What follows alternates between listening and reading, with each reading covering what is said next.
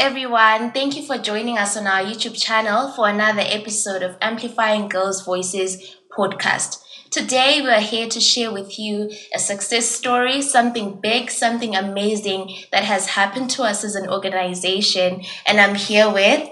Hello, everyone. My name is Kudzi, but everyone calls me Casey. Hi everyone, my name is Busi, but you can call me Smooth. Hello everyone, my name is Kimberly.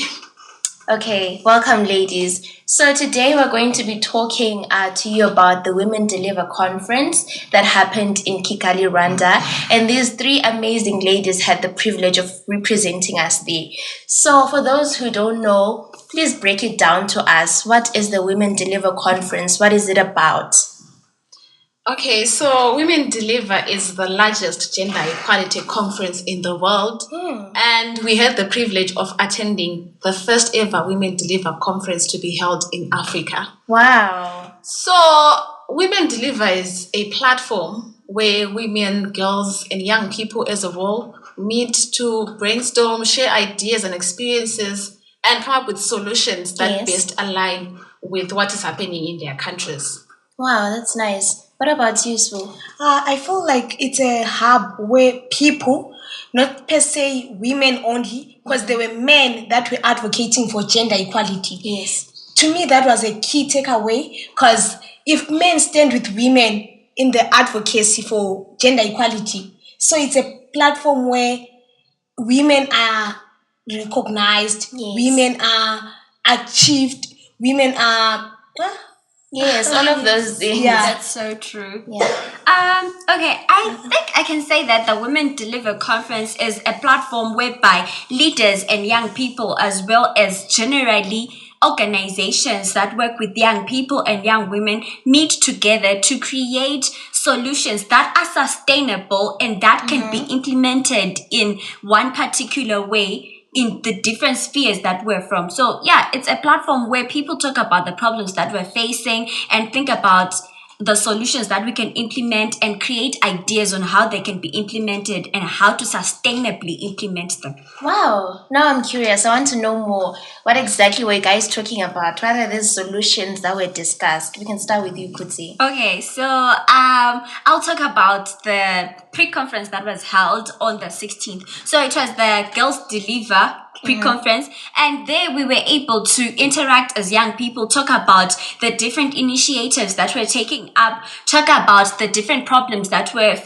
facing, and have the opportunity to actually tell the leaders and the donors, sponsors who are out there in the world what we actually want, the solutions we want, how we want to lead our different initiatives, how we want them to be led, and how they can be led. We were talking about the services that are provided to us, the reality of how they affect us, the reality of how they are implemented, and how we would actually want those services to be implemented as compared to how they are implemented at the moment. Wow, that's wonderful.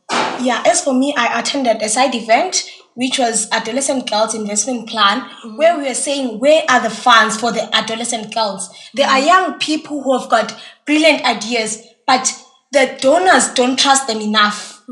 We want to catch them young. We want to have young people who can change their societies. So the young people were advocating for them to get the donors, them to get the funds to implement the ideas. Wow, that's nice. Kim. Okay, so I think firstly I would like to share on what the theme for Women Deliver this year was. Yes. It was Spaces, Solutions and Solidarity, mostly focusing on reframing who leads. Okay. So in terms of reframing who leads, we had the Nala Collective and having a session on how these young feminist organizations like ours can reframe who leads in those organizations, how we can hold people accountable in those young feminist spaces. And also they were focusing on the SRHR for young people. That was the focus for this year. That's wonderful. Sounds like a very intergenerational dialogue. So in terms of what we do, in terms of SRHR, what exactly did you guys get to talk about? What exactly were the solutions that you guys had or came up with there?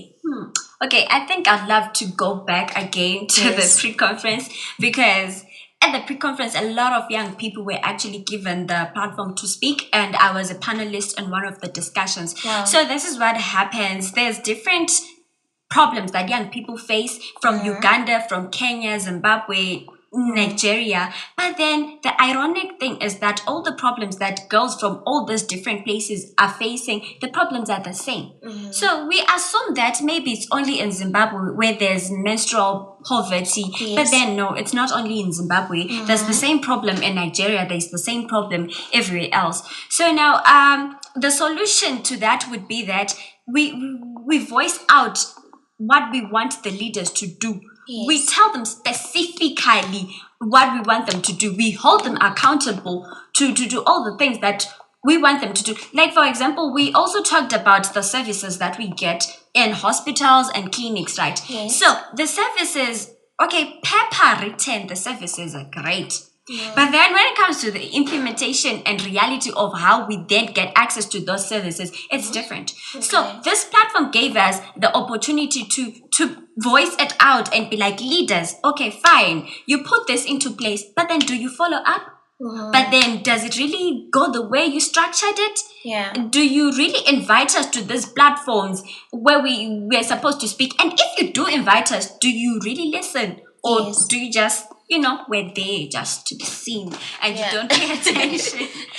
So yeah, the platform gave us to really state out what we want to be done. Okay. Yeah. Anything else in terms of SRHR? Yeah, there was a side event on SRHR consultation whereby young people came together and they were stating the SRHR problems they are facing within their communities. And you find that there are some people in some communities that still practice female genital mutilations. mutilation. In this era, Yeah. you see, so those are some of the things that need to be eradicated. Yeah. Those are some of the things that need to be changed. Yeah. Women need their space. Yeah. You see, when we talk about child marriages, it's still prominent. We say we've gone a milestone, but we're still far. Yes. There's something that has to be done. Exactly. Yeah. And also, I'd love to talk about our presentation, Casey. The main reason why we went to Women Deliver, we're going to share our experiences. So we had a session on youth actions leading innovative SRHR solutions. Wow. Where we had Zimbabwe, us amplifying girls' voices through digital arts, where we had Nicaragua and Nigeria. So in this session, we talked about what the project does, what Amplifying does. And then Nigeria shared on how there is menstrual poverty in Nigeria and some of the stereotypes that exist pertaining menstruation. And then Nicaragua shared on how they use football as a way of empowering young girls and avoiding teenage pregnancy. Wow. So we had young people sharing their innovative ways of coming up with solutions to SRHR problems. So that was the main event that we went to, where we did our presentation and showcased what we do as young people to come up with these solutions. That's nice. I really like the fact that the solutions were not coming from adults. They're not coming from anyone else besides young people. And the young people were talking about their problems, and they were also given a chance to talk about the solutions. So now, away from the main business, I would like to hear maybe like an inspirational quote, or maybe an inspirational person, someone who stood out to you, maybe someone new that you now have as a role model, or something interesting that intrigued you there.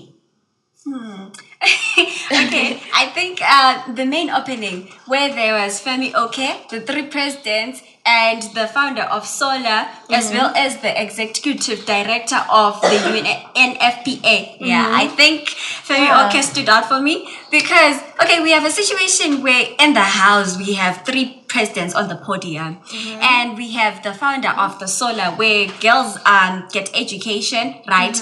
But then Femi Oke is like to that founder, she's like, so we have 3 presidents in the house, very powerful people. So if you were to ask for something from them, what would you ask for? And then she's like, she wants young girls to get education, right? Yes. So the president of Senegal then goes on and is like, okay, I am ready to actually offer scholarships, 50 scholarships. Then she's like, oh, thank you very much for offering 150 scholarships. And 50 to 150. And then he's like, no, I didn't say 150. I said 50. Then she's like, okay, let's make it 120. And then that's when he agreed. That was amazing. And also she got the president of Ethiopia to then also give scholarships, 100 scholarships, right? Yes. That stood out for me. I think she's great. She's amazing. Shout out to Femi, okay? We should take her. Yeah, actually, yes. Yeah. Because 120 students benefited instead Imagine. of 50. Yes. Exactly. Yeah. That's the kind of power we need. Yeah. To me, what stood out, I attended a side event actually where there was this young boy. He's the one that told me that if you want to win the struggle, this battle against gender equality, men should be involved in it. Yes. You know, if we are only women talking about it, it's not inclusive. Yes. But if we include the men into this thing, this battle, we can win it. And they understand that we are not just challenging them. We are challenging the stereotypes that are belittling the women. Yes. So I believe men should be involved. So he challenged me and I realized that we need more men into this movement. Yes. Yeah, they should join us. Exactly. I think for me, we'll start with the fact that I met my soulmate at the airport. That's a story for another day. But I saw Bontle Motisele in person. Wow. I was so disappointed by K-Sig and Busi because they did not know who she was. but at least I was like, hi, you're wearing a pretty dress because it was very pretty. At least I took a picture with her. Guys, that was the moment that stood out for me. Yes. Seeing some of my role models in person and how Women Deliver is a platform where young people get to meet these big people and have a conversation with them. So Women Deliver was also a networking space because if we count the number of cards, business cards we came with, hopefully those people will come through because they promised us so many things. But then I feel like Women Deliver did not only focus on young people in advocacy for gender equality only. We had young people went to Women Deliver to do spoken word. Wow. We had people who were doing poems, we had people who were dancing, were singing. Because now if you're going to have Andile, who is a choreographer at Women Deliver, Zozi was also there, but you not get to see her because she was I saw that on Insta. So I feel like Women Deliver is the platform that is needed for us to go, even if it happens in every 4 years. But it's a necessary platform because we get to meet and see how much change we have made in terms of achieving gender equality in those 4 years. Yes. Yeah. So we need more girls going there. We need more girls going there. Yeah. And also, you can attend Women Deliver as an individual. There are some of the courses that they do that you can partake in so that you can be a Women Deliver young leader and you can go to those conferences. Yeah, also it was done virtually. So I think that was a great way in which we can reach out to a lot more people. Yes. Exactly. So now I want to know, like, what are some of the gaps that you identified? What are some of the developmental gaps that you saw? Things that still need to be done, things that are still pulling back the work? Because you saw the solutions, you heard a lot of different things. But what did you identify that you feel like, so this is the reason why, this is the area we need to focus on now? Okay. So for me, it's the information gap that we have as young people. We went to this SRHR consultation and you could see that we're not fully knowledgeable about some of the policies that exist in terms of SRHR. And there was this guy from Uganda, his name is Derek. He talked about how as young people, we also have a responsibility to go to these spaces, this platform where we have decision makers, things like the budget consultations, so that we can go there and air out our views, say out what we want. But we cannot do that if we're not empowered with the information, the correct information, the knowledge that can give you the confidence to go and stand in front of world leaders, your duty bearers, your decision makers, and tell them that as young people, we want this, this, and that. So for me, it's the information gap that exists. So we need more platforms to teach young people on policies, on issues happening around them, and how they can advocate for those issues. And for me, I think there is this gap that it happens after 4 years. Then during the 4 years, what is happening? I feel there has to be a follow-up, like the progress. We discuss, okay, we come together. After 4 years, we discuss. Then we have to wait for the other 4 years.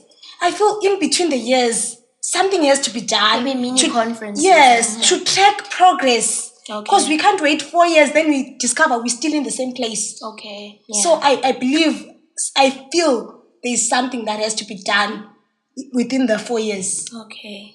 Okay. Thank you. There's so many young people that went to this conference, and so many leaders were there, Yeah. and so many big people with different initiatives were there. So many young people got the opportunity to talk to those people. But then now, are they really going to then help us with whatever we said? Yeah. I feel like that is the gap whereby we are not really certain as young people about what the next move is. Because in as much as we then go there, get the platform to talk about what we want, ask for whatever we want, then do they give us that? Do they respond? Do they pay attention? So I think the gap now is how quick is the progress in terms of them then, working with us as young people, delivering what we want. Wow, that is food for thought. So any last words from anyone before we close up? I think it will be unfair for us to close without sharing some of the funniest moments we had in Rwanda. Yes. The language barrier, guys. People in Rwanda use the language called Kinyarwanda. And for us, when we were coming from the airport, going to the hotel, going to stay at, right? The driver did not understand English. And there was no one to translate. And they are very steep roads. So I think we landed around 2:08. And we go to the hotel at 11 because of issues of language barrier. And when they're trying to say it's 4 o'clock, they say it's 00:16. So you need to slow down and try to understand what they're saying. And then you can then understand that they're trying to say it's 4 o'clock. But then English started being included in the curriculum 5 years ago. So they're still people are still growing. learning. Yeah. Okay. And they are hosting a big conference, and then you find the paperwork, it's written in their language. It's when I got to my hotel, I was given some paperworks. Then it's written, I don't even understand. I don't even know what language it is. I had to find someone who was going to translate for me, like, okay, you have to write this. So yeah. Okay, I'll talk about what I loved the most about being in Rwanda. I loved the people there. I have never met a group of people that are that polite. Wow. They are extremely polite. Like, okay, in some spaces you will go to a person, you're like, can you please help me? I'm looking for this space. And then they're like, they look at you some way, they give you funny expressions, but then those people will smile at you. They'll be like, let me show you. Wow. They are just so polite. It just took me, even the taxi driver who was driving us around, guys, That's nice. those people are polite. Yeah. So There's so much diversity in Africa, and also I'd rather not call it a language barrier, but language diversity. We also need to learn that language. Yes. So thank you so much, everyone, for joining us. And to get more information and more fun things that happened at Women Deliver, please go search it out. Go find it on Google and watch the recordings of those conferences. Thank you so much. Bye. Bye.